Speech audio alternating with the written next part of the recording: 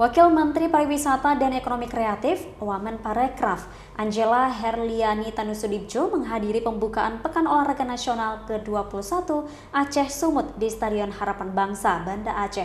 Angela Tanusudibjo yang juga merupakan Wakil Ketua Satgas PON ke-21 Aceh Sumut 2024 menyaksikan animo masyarakat yang begitu besar pada perhelatan Pekan Olahraga 4 tahun sekali itu.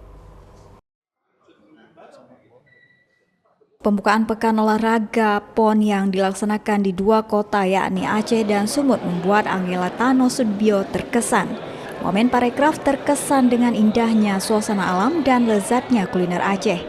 Angela Tanusudibjo sempat mengunjungi beberapa tempat di Aceh termasuk menikmati sajian kopi Aceh yang terkenal nikmat. Wamenparekraf yang mendampingi Menteri Olahraga Dito Aritejo ikut menyaksikan spektakulernya pembukaan PON ke-21 Aceh Sumut 2024 yang berlangsung di Stadion Harapan Bangsa Senin malam 9 September 2024. Menurut Wamenparekraf, antusiasme masyarakat Aceh cukup tinggi dan pelaksanaan PON Aceh Sumut kedepannya diharapkan kegiatan setara PON dapat dilaksanakan kembali di Aceh. Dari Banda Aceh, Dani Syah Alam, iNews melaporkan.